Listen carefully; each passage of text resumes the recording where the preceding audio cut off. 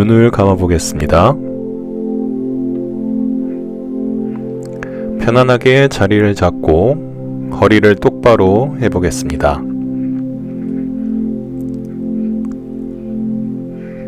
그러면서 몸 전체를 편안하게 이완시켜 보겠습니다. 명상을 하는 동안 눈을 감고서 여러분의 의식을 자기 안으로 가져오도록 하겠습니다. 너무 긴장하지 마시고 저의 안내를 따라서 자연스럽게 명상을 해보겠습니다. 숨을 깊게 들이마시고 다시 길게 내쉬어 보겠습니다. 눈을 감은 채로 당신을 아주 많이 사랑하는 당신과 가까운 한 사람을 떠올려 보겠습니다. 그 사람이 지금 당신 옆에서 당신에게 사랑을 보내고 있다고 상상해 보겠습니다. 그 사람은 당신이 안전하고 건강하고 행복하길 간절히 바라고 있습니다. 당신은 그 사람에게서 당신을 향한 따뜻한 바람과 사랑을 느낄 수 있을 겁니다. 그에게서 충분한 사랑을 느꼈다면 이제 다시 그 사람에게 내가 받은 사랑을 돌려주겠습니다. 당신의 모든 사랑과 따뜻한 바람들을 다시 돌려주면 됩니다. 당신처럼 그 사람도 그저 행복할 수 있길 바라시면 됩니다.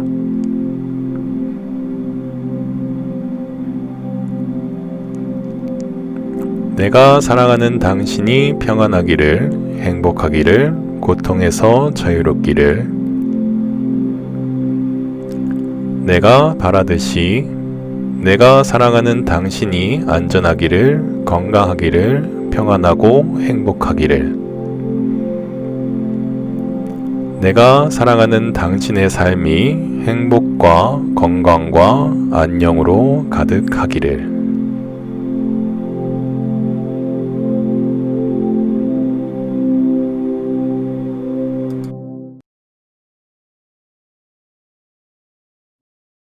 오늘은 주제가 부처님의 열반입니다. 자, 지난주는 제 부처님의 출가를 얘기했었죠.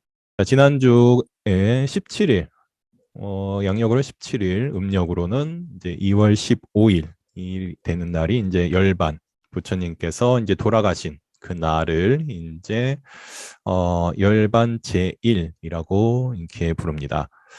그래서 이 기간은 지난주에 말씀드렸듯이 출가부터 이제 열반까지 부처님의 일생이죠. 이것이 사실은 그 성직자로서의 일생을 다루는 그런 주간이라 그래서 주로 불교도 주간으로 이렇게 많이들 이야기합니다. 그래서 이때 기도들도 많이 하시고 특히 부처님께 많은 것을 뭐 서가모니 정근이라든지 서가모니불 정근이라든지 아니면 부처님의 일생을 다룬 어떤 뭐 다른 여러 경전들이라든지 이런 것들 많이 독송하면서 이제 기도를 하는 날이 이 일주일 동안의 기간이 될 겁니다.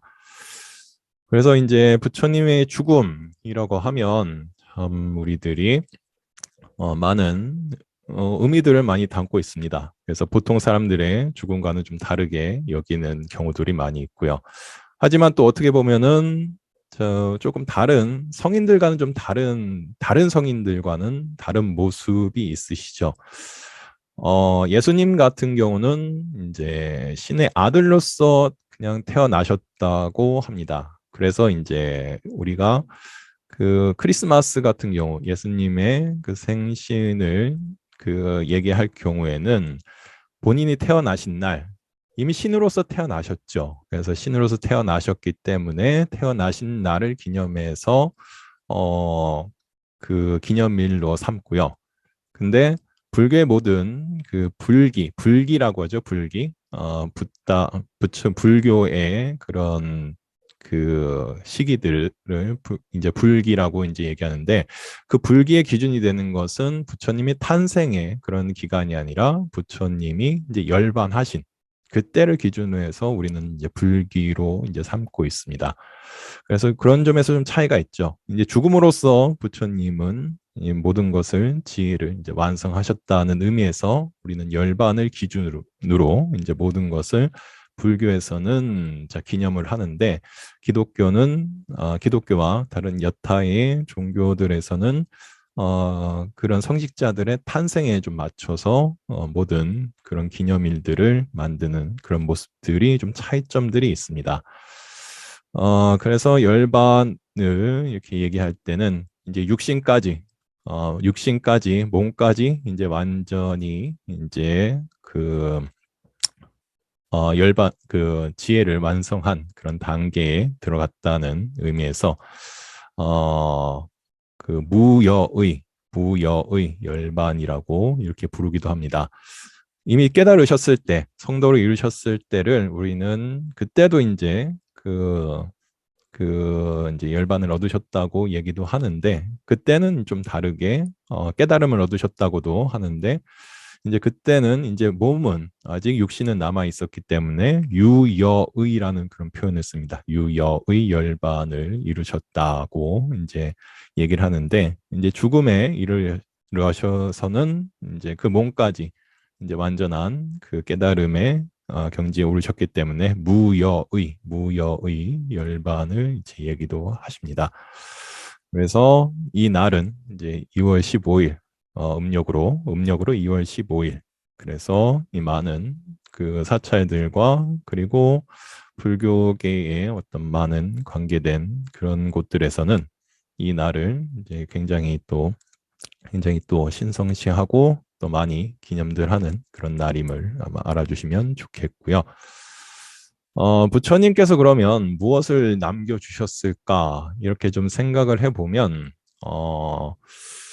우리들에게 많은 가르침을 주고 이렇게 떠나셨다고 하는데, 그렇다면 어떻게 그 유산들이 우리가 유지될 수 있을까? 그런 걸 생각해 보면은, 남겨지신 제자분들의 노력이 아마 지대하셨을 거라는 이런 생각들을 해봅니다. 이 경전에 보면은 부처님이 돌아가셨을 때, 요즘도 그렇지만 그 당시에도 그랬었던 것 같은데, 이제 우리의 그 지도자, 이 지도자가 이제 돌아가셨으니까, 이제 우리들이 마음껏 내 마음대로 각자가 가고 싶은 길을 가고 각자 하고 싶은 대로 하면서 그렇게 마음대로 이제 살면 될 수 있겠구나라고 이제 사람들에게 그런 얘기들을 이제 선동을 했던 그런 또 비구 스님들이 또 있었다고 합니다. 그러니까 분열을 어떻게 보면 조장하는 그런 말들을 부처님이 돌아가시자마자 이제 우리는 저 이제 늙은이의 그런 간섭을 이제 더 이상 받지 않고 우리 마음대로 살 수 있고 뭐 마음대로 탁발도 나갈 수 있고 마음대로 이제 얽매이지 않고 살아갈 수 있을 것이다라고 아주 기쁨의 노래를 부르던 그런 스님이 또 한 분 있으셨다고 합니다. 자, 이제 그 얘기를 듣고 자, 부처님의 제자 가운데 한 분이셨죠. 가섭이라는 그 스님께서 크게 이제 걱정을 하면서 남아있던 그 제자들을 다시 잘 추스리고 부처님의 가르침대로 우리들이 따르는 그런 길들을 어떻게 갈지를 다시 한번 생각하고 다시 한번 결집을 해가지고서 교단을 이어나가기 위한 그런 노력들을 굉장히 많이 하셨다고 합니다. 그렇기 때문에 그러한 분들의 노력으로 이 교단은 남아 있을 수 있을 것이고, 아마 그 선동을 했던 비구들의 말처럼 이렇게 각자가 모두가 다 다른 길을 갔다면 아마 불교의 가르침은, 서가모니 부처님의 가르침은 지금처럼 이렇게 잘 전해지지는 아마 못했을 거라 생각이 듭니다. 그래서 부처님께서 남겨주신 가장 큰 유산이라고 하면은 훌륭한 제자들을 이제 남겨주셨고 또 훌륭한 그런 스님들을 많이 길러주셨던 이 부분이 우리에게는 가장 큰 유산이 아닐까, 자, 이런 생각들을 해봅니다. 그런 제자분들과 그런 훌륭한 스님분들이 어느 나라를 가든 이렇게 계시게 됐죠. 중국을 가든 뭐 아니면 티벳을 가든 아니면 우리나라든 또 일본에 전해졌던 또 요새는 서양에도 이렇게 전해지면서 각자의 이 가르침을 따르는 아주 훌륭한 제자들이 계속해서 나오고 있습니다.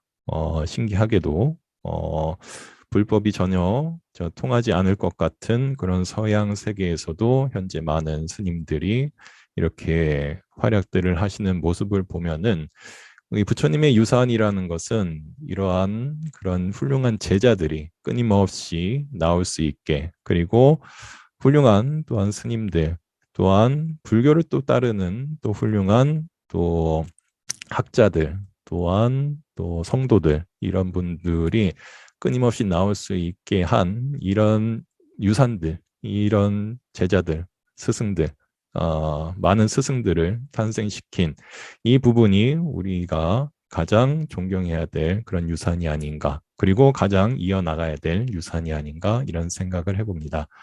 그래서 누군가의 죽음이 위대해질 수 있으려면은 그 후세의 사람들이 그것을 어떻게 지켜나가야지는지가 아마 중요하다고 말씀드리고 싶습니다. 그래서 우리가 이 부처님의 죽음을, 열반을 이렇게 생각하면서 이 가르침에 굉장히 기뻐함을 느낄 수 있어야 될 것이고, 그분들의 이 가르침을 지키고자 했던 그 스승들, 그리고 스님들, 그 부처님의 제자들, 이분들도 같이 우리가 생각하는 그런 마음을 같이 찬탄하는 마음을 가져주심이 필요하지 않나, 이런 생각들을 해봅니다. 자, 그래서 이런 열반 제의를 맞아서 부처님을 다시 한번 생각하는 시간을 맞이하시기를 또 바라면서 오늘 제 설법의 이야기는 마무리하도록 하겠습니다.